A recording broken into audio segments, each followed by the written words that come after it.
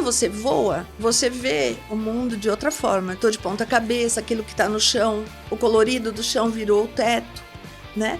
Quando você restaura, você traz a vida novamente, a cor de algum quadro, a expressão de formas e cores que alguém colocou ali.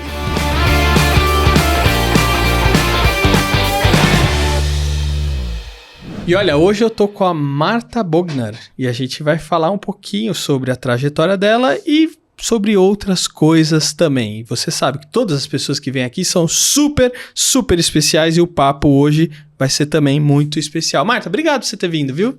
Eu que agradeço, é uma honra. a Considero honra uma honra é ter minha. essa oportunidade. Obrigado. Ô, Marta, agora é o seguinte, eu queria entender o seguinte. O pessoal da aviação comercial te encheu tanto o saco, o saco, que você falou assim, chega, eu vou lá fazer acrobacia na asa do avião que vai ser mais fácil do que ficar aqui. Foi isso ou não? Não é uma boa ideia? Me encheram muito, eu falei, chega de voar dentro, eu vou para fora. Não, na verdade, a atividade ela é épica, surgiu depois da Primeira Guerra Mundial, a ideia não é minha, e a introdução dessa atividade aerodesportiva no Brasil é sonho do João Carlos Stocco. Aí, por motivos pessoais, ele se afastou e doou o sonho dele para mim. E ele me convidou em 1988. Aí eu voei pela primeira vez em cima da asa em 92 e decolando e pousando em cima da asa, que isso não é ser wing walker, né? E depois eu fui para a Califórnia e fiz o curso com a Margaret Stivers, da equipe da Califórnia, para aprender a pousar e decolar dentro do cockpit e ir para cima da asa ou entre as asas durante o voo. Ô, Marta, tá certo a gente falar que você fica com a cabeça em cima das nuvens? Pode ser. Eu acho que isso faz parte da minha vida. Eu sempre tive a cabeça nas nuvens, né? Eu só não esperava levá-la literalmente, mas pode ser. Agora, você lembra como é que foi o seu primeiro voo? O primeiro voo é inesquecível sempre, né? Não foi com o Stocco, foi com o May, em São Francisco do Sul, na festa de final de ano do Edo. Eu tenho muita amizade com a Mônica, com o Carlos Edo, eu devo muito ao Circo Aéreo Onyx, na época era Onyx, né? Gosto muito deles. E é uma coisa que eu sempre procuro deixar bem claro. Eu sou muito agradecida a todos que colaboraram para que eu pudesse realizar meu sonho. Eu completei 30 anos do voo na Inglaterra, porque antes de voar fixa aqui no Brasil, com um avião fixo aqui, eu fiz vários voos em diferentes países. Uhum. Eu aprendi a atividade na Califórnia, mas depois eu voei com outras equipes antes de ter um piloto fixo e um avião fixo. Uhum. Isso só ficou disponível em 2000.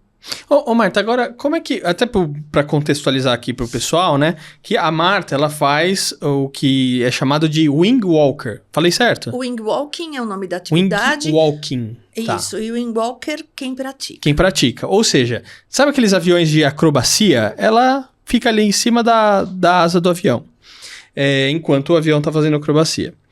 Ô Marta, como é que funciona o treinamento disso? Você precisa fazer academia, yoga, meditação, como é que é? Tudo colabora. Você precisa ter um condicionamento mínimo e você precisa estabelecer uma coreografia sua para, junto com a coreografia que é do piloto, formar uma apresentação para o público. Então, o show o nosso, pelo menos, é dividido em 3 partes. A primeira parte, ele mostra para o público que eu estou dentro do avião, depois ele passa novamente para mostrar que eu estou em cima da asa.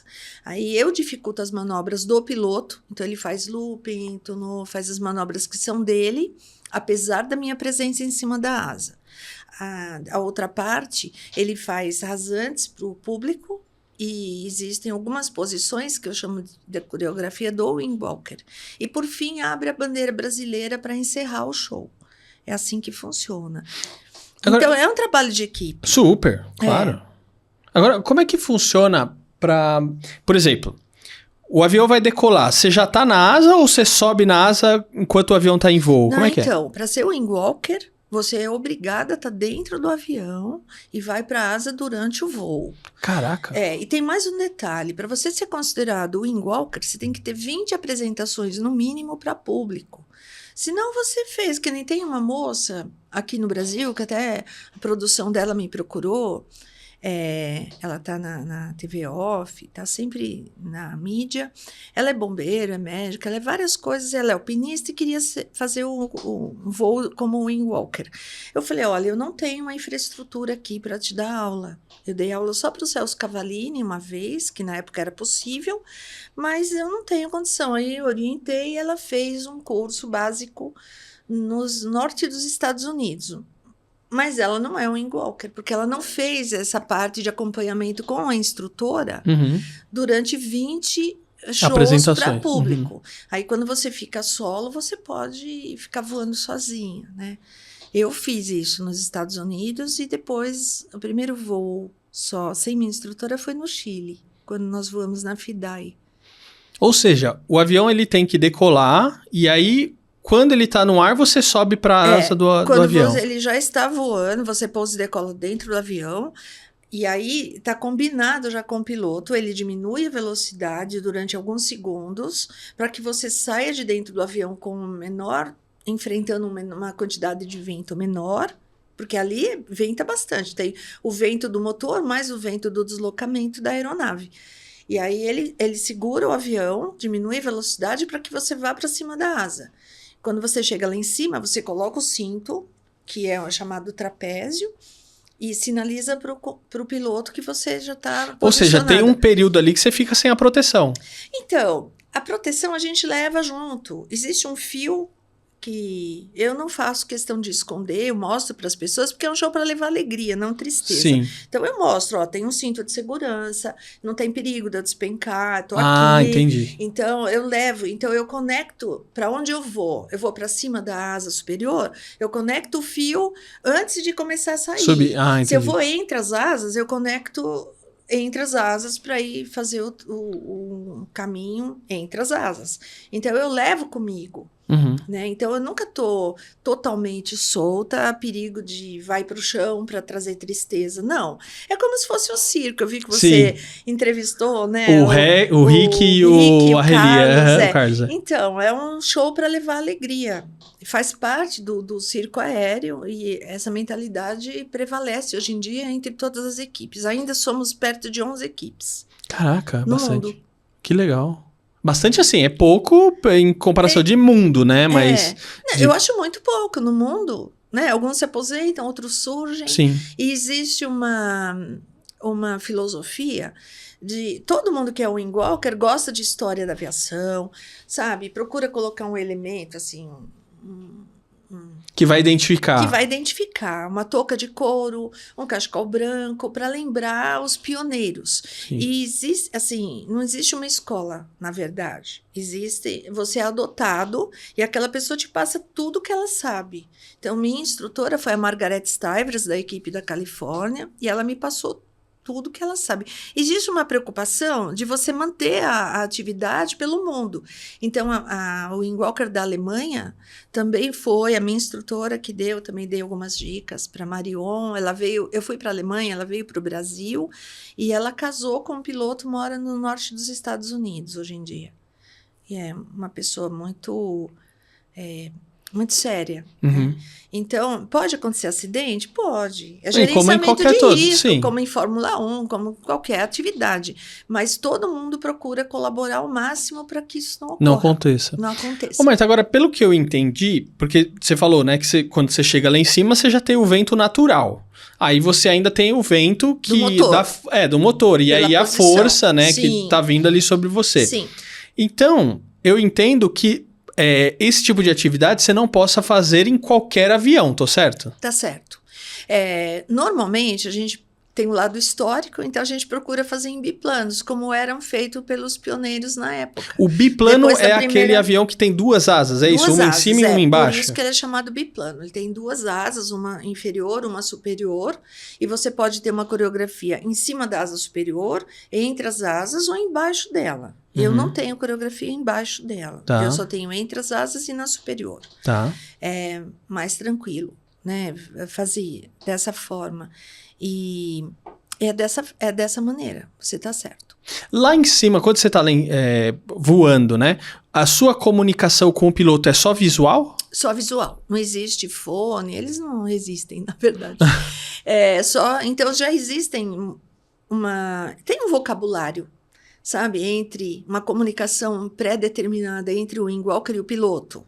Apesar dele, eu olho, ele já sabe o que eu preciso, existem sinais que a gente combina. Então, inclusive sinais de emergência, se tiver algum imprevisto e ele sinalizar, eu estou preparada e treinada para descer da asa em 12 segundos e me colocar com cinto para poder pousar dentro da aeronave, que é o ideal, é você pousar e decolar dentro do avião.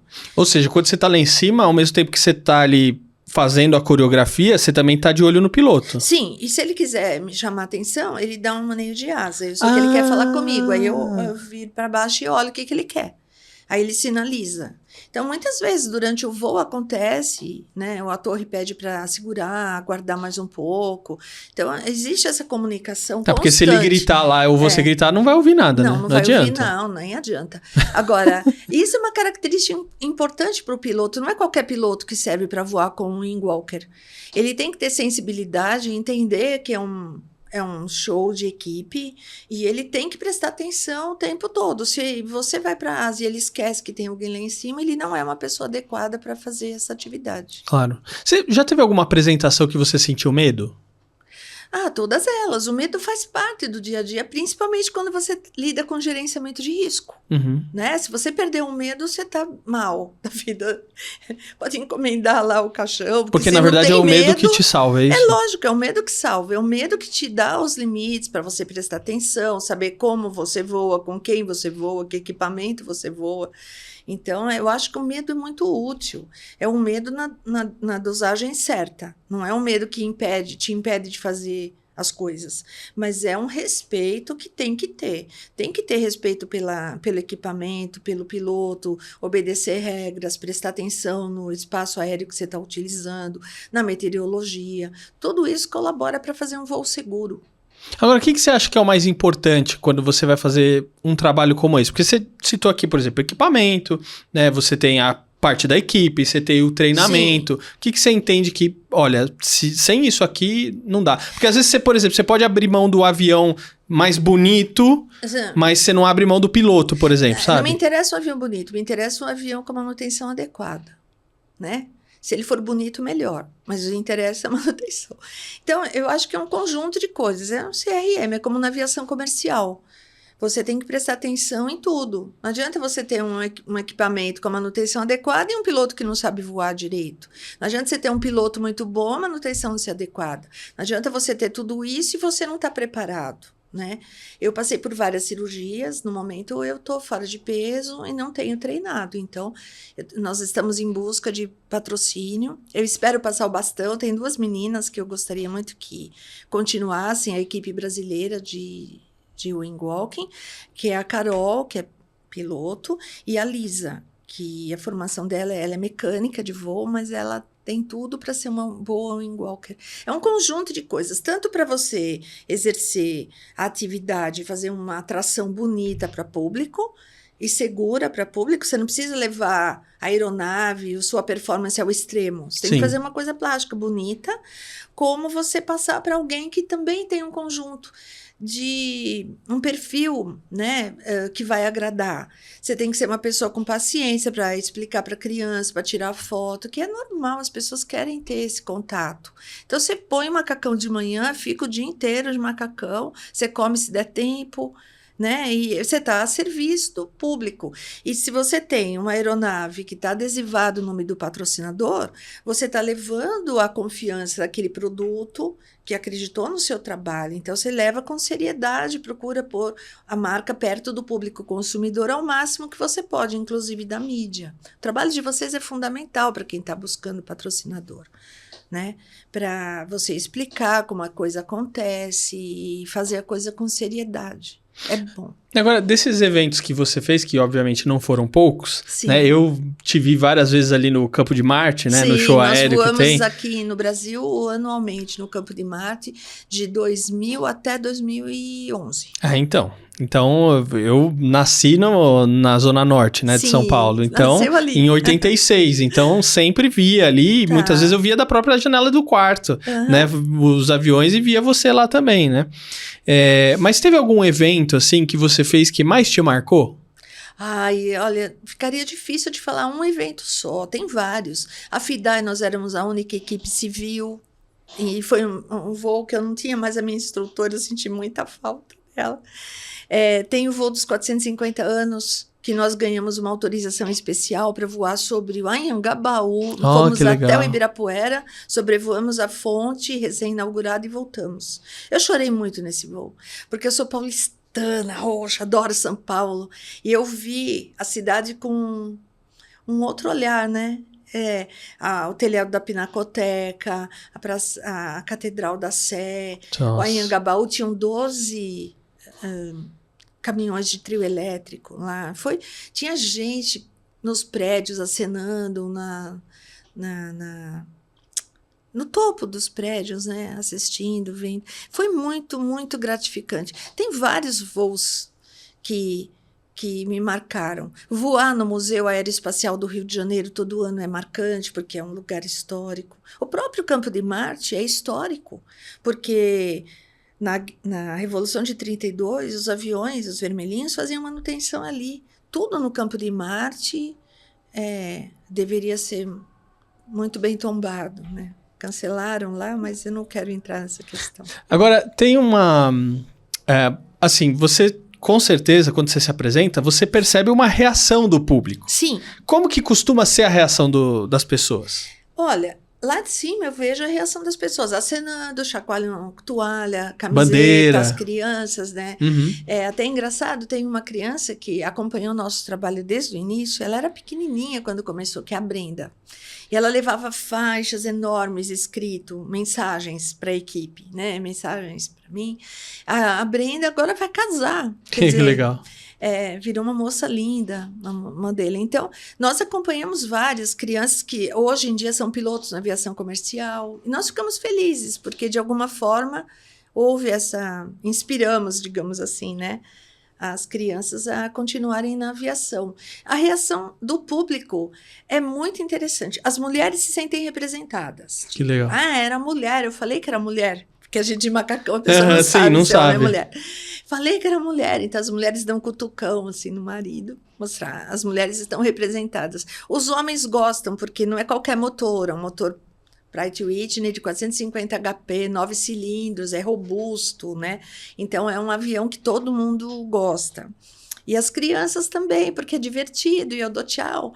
E o locutor também informa as crianças, olha, ela vai passar para dar tchau para vocês, e as crianças se interagem. Então, é muito gratificante. Algumas pessoas mencionam que algumas choram, eu não entendo direito por quê, acho que a emoção talvez do show, mais a música, mais a história, né? Sempre foi um retorno muito positivo, o público é muito carinhoso e manda mensagens.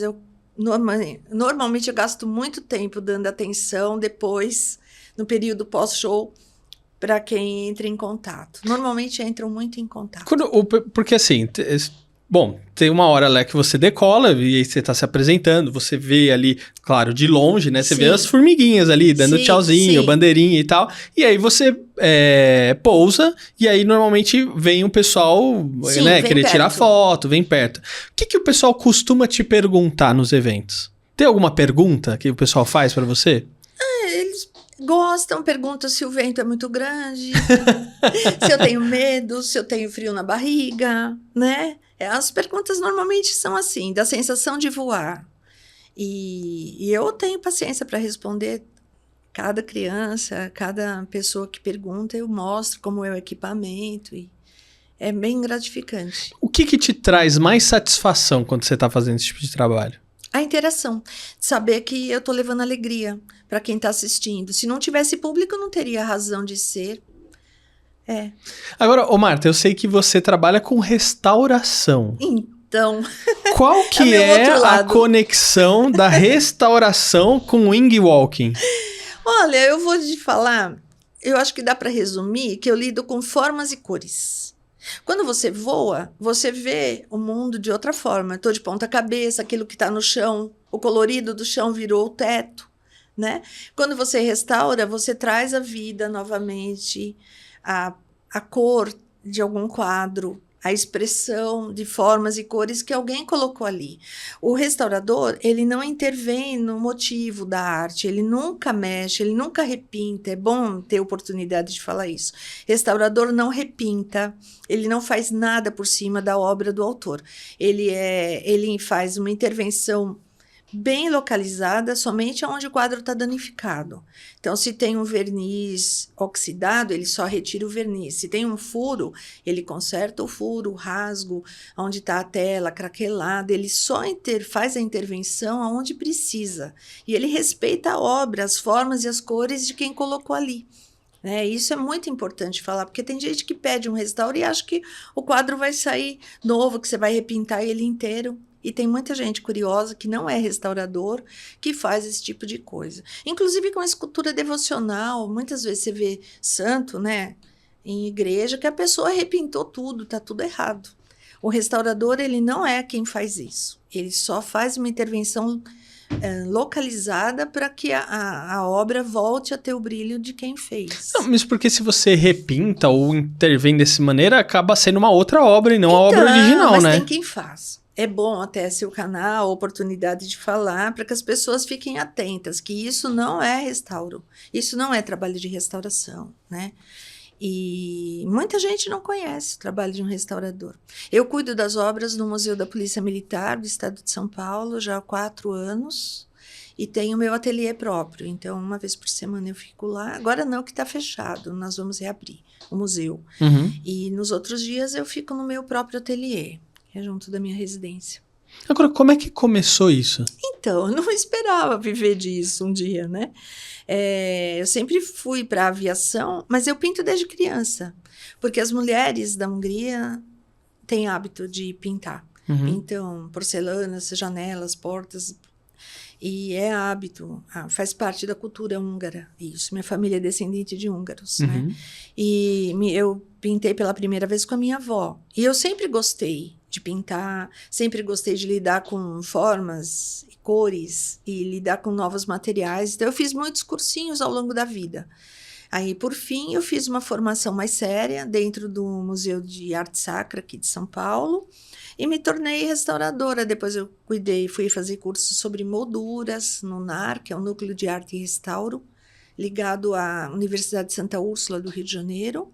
E fui crescendo nessa área. Atualmente eu faço mestrado na USP.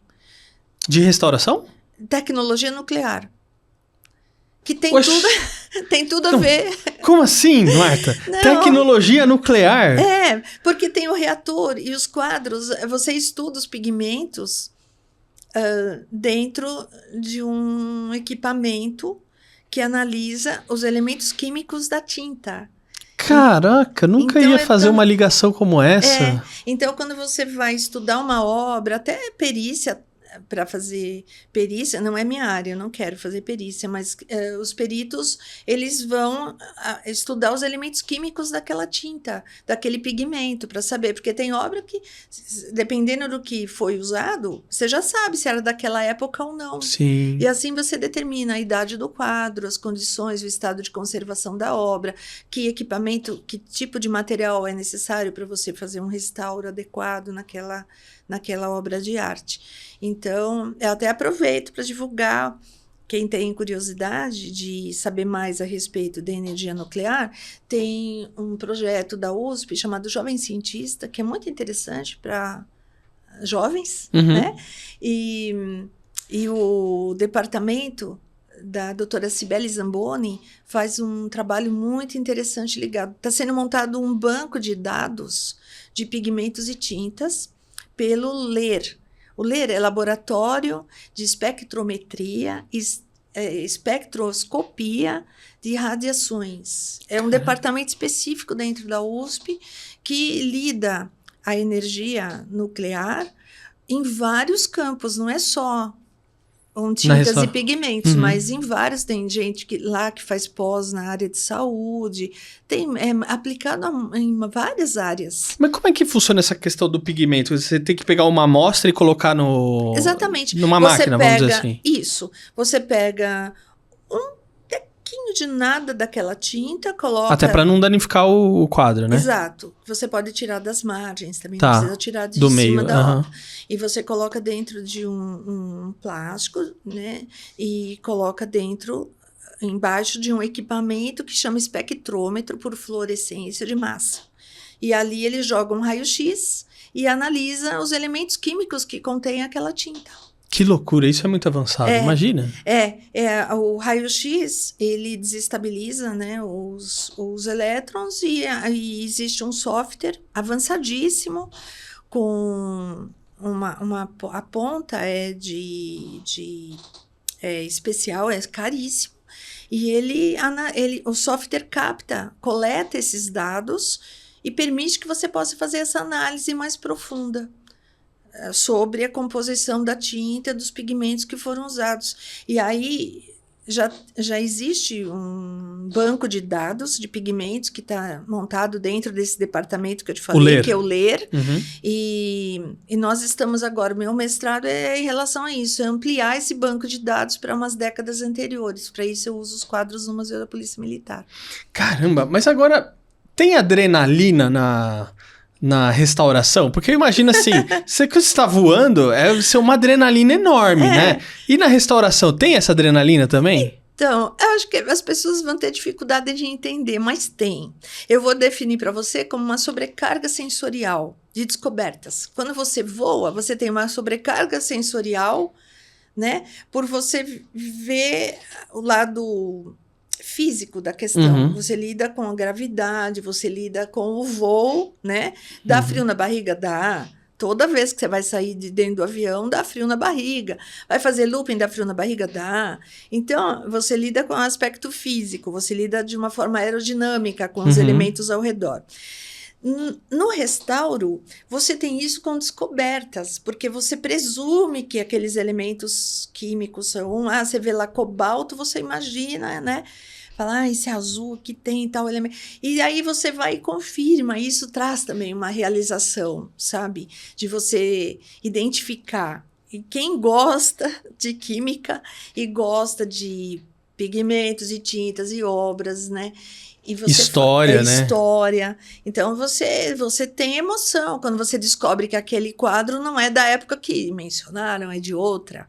Você tem outra emoção quando você analisa um quadro e descobre que tem outro desenho por baixo, outro desenho atrás. Então, para nós é uma emoção. E eu acredito que isso aconteça nas outras áreas também. Quem lida na saúde deve ter um outro feedback, não sei qual é. Não, mas eu acho que é muito legal, porque parece que assim, faz parte de um trabalho investigativo, né? Completamente investigativo. É completamente, é um trabalho de investigação, você falou muito bem. É um estudo de investigação, sem dizer que tem o lado histórico da tela. Que quando você descobre, o autor, o pintor, sei lá, como no caso da Polícia Militar, é J. Quintais. Mas quem foi J. Quintais? Aí você vai atrás. Hoje eu sei quando ele nasceu, ele serviu na FEB, na Força Expedicionária Brasileira, ele teve 2 casamentos, teve um filho do primeiro, uma moça do segundo casamento. Eles também têm obras do pintor. Então você trabalha e você vai descobrir até um caderno de desenho que ele tinha feito. Caraca. Ele gostava, esse pintor em particular, ele gostava de desenhar personagens históricos. Ele tinha uma ficção por D. Pedro. Então, você vê o histórico, assim, a vida do autor, e você começa a perceber tendências dele. Ele gostava de pintar cenas de conflito. Então, ele pintou muitas cenas da Guerra do Paraguai, soldados no fronte, soldados com fuzil. Tem um quadro dele que é da Maria Curupaiti, que foi para a guerra por amor. Ela se apaixonou pelo soldado e era proibido mulheres participar da guerra. Aí ela enfiou um uniforme e foi disfarçada. Ela só foi descoberta quando ela foi ferida, que viram que ela não era um homem, era uma mulher. Mas tem muita coisa interessante, assim, para você descobrir. Eu gosto desse lado. E só lembrando, Maria Curupaiti também é o nome da rua, com certeza em homenagem a ela, ali na Zona Norte, perto do... Ela no CPOR ali, não é? A de baixo ali, para da rua de casa, da onde eu nasci, exatamente. Ô, Marta, tô gostando muito do nosso papo, mas a gente precisa encerrar a nossa conversa. Mas pra gente encerrar, minha pergunta vai ser o seguinte: qual o sonho que você ainda não tirou do hangar? Eu tenho vários, mas um deles, eu vou te confessar, tá? Mais difícil de fazer, mas seria atravessar o Canal da Mancha em cima da asa. Que legal. Existe um recorde que está com os ingleses em 83, que eles voaram 3 horas e 23 minutos em cima da asa. Se nós voássemos 3 horas e 24, a gente traria o recorde para o Brasil. Para isso precisa ter uma infraestrutura, aeronave, treino, patrocínio, dinheiro, combustível, né? Mas eu não gostaria de encerrar, se você me permite, sem falar. Eu sempre faço uma homenagem a quem está junto e não aparece nas entrevistas, né? Então, o Pedrinho Melo foi um piloto com quem eu voei desde 2000 até 2011, e depois ele seguiu outra carreira, e o piloto da equipe brasileira ficou sendo o Ricardo Beltrán Crespo, que é o número 4 do EDA, e é o meu piloto até hoje. Que então, legal. Eu não queria deixar de mencionar, com certeza. Né, que o Crespo super necessário. Não veio participar da entrevista, mas ele é uma pessoa presente o tempo todo. Nós fomos no domingo aéreo na AFA, atenção para crianças, a convite do comandante, muito gentil, da AFA. E agora, dia 29, tem o domingo aéreo no Campo de Marte, novamente. Legal. Nós também estamos voando, mas quem sabe alguém, através da sua audiência, gosta, né, de pensar no nome colocado lá perto do público consumidor. E fazer, né? E nos procura, por favor. Pode nos procurar. Meu telefone praticamente é público, todo mundo tem. Não, e quem quiser pode me pedir também, que se eu autorizando, eu passo, não tem problema nenhum. Tá autorizado já. E nas redes sociais, Facebook, Instagram, é fácil de me localizar também. Muito bom. Eu fico muito feliz de ter a oportunidade de estar aqui. Imagina, a felicidade e a honra é toda minha, com certeza. Como mulher também na aviação, que tem o trabalho da AMAB, né, a Associação de Mulheres na Aviação, que a Kalina montou a associação, é muito forte e incentiva as mulheres a entrar para a aviação comercial. E eu estou sempre à disposição, se alguém quiser saber um pouco mais a respeito, ou da presença da mulher na aviação, ou sobre a atividade, ou sobre restauro, por favor, também preciso trabalhar. Se alguém tiver alguma coisa quebrada, alguma obra de arte, alguma tela, não precisa ser famosa, a tela do pai, do avô, da tia, eu estou à disposição para fazer orçamento sem compromisso. Muito bom, Marta. Obrigado, viu, por você ter vindo aqui. Eu que agradeço, você é um amor. Obrigada a todos. Eu gosto muito desse canal, eu acho que você desenvolveu um canal muito legal, simpático e sério. Ele dá a oportunidade de fazer uma outra abordagem. E eu fico muito feliz com isso. Muito bom, obrigado, viu, pelas palavras. Um beijo a todos. E é o seguinte, eu vou fazer uma outra pergunta pra Marta, mas só quem é membro aqui do canal vai poder conferir o que eu vou perguntar e o que ela vai responder. Eu sou membro. Então, aproveita, torne-se membro agora mesmo. Não esquece de deixar o seu like, o seu comentário, se inscrever no canal e eu vejo você no próximo episódio. Até a próxima. Tchau. Tchau, Marta. Tchau.